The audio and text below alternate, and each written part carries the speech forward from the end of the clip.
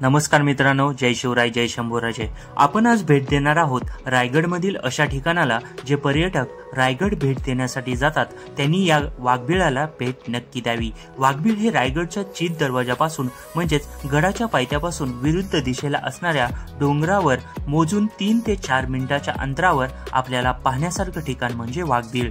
रायगडावर जाण्यासाठी खाली ज्या ठिकाणी आपण आपल्या गाड्या पार्क करतो तिथून जवळ असणारं ठिकाण वाघबिळ। समुद्र सपाटीपासून 450 मीटर उंचीवर ही गुहा आहे। अंदाजे ही गुहा नैसर्गिक असून अश्मयुगापासून येथे माणूस वास्तव्यास आहे असे हत्यारे पुरावे संशोधकांना सापडले आहेत। या ठिकाणी या गुहेचा वापर मानवी अधिवास, प्राण्यांचा अधिवास तसेच पहारेकऱ्यांची चौकी म्हणून केला जात होता। या गुहेचा अंतर्भाग मोठा आहे। या ठिकाणी 20 ते 25 माणसे राहू शकतात। या गुहेला 3 तोंडे आहेत। एक मोठे तोंड पूर्वेस आहे, येथूनच सध्या आपण गुहेत जातो, तर 2 तोंडे ही पश्चिमेस आहेत। पश्चिमेकडील पाचाड या ठिकाणी येथून लक्ष ठेवता यायचं। येथून पाचाडचा खालचा परिसर नजरी पडतो, तर पूर्वेकडे रायगडवाडीचा खालचा परिसर दिसतो। वेळ प्रसंगी या ठिकाणी तोफा ठेवल्याचे उल्लेख आढळतात, पण हे खालून पाहणाऱ्यांना ही गुहा दिसत नाही, हे या वाघबिळाचं वैशिष्ट्य। वाघबिळाला नाचनपेटी गुहा, गन्स ऑफ पाचाड या नावानेही ओळखले जाते।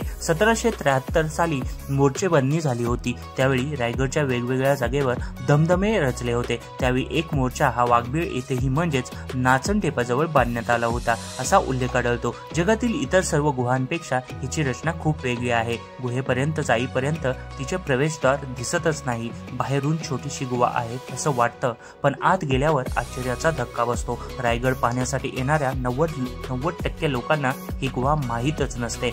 गुहेत गेल्यानंतर थंडावा वाटतो। थंड वारा गुहेत दोन्ही बाजूने वाहतो।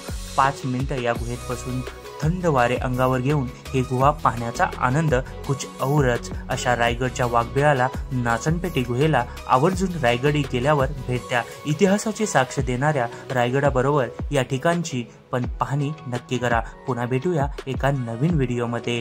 जय शिवराय, जय शंभूराजे।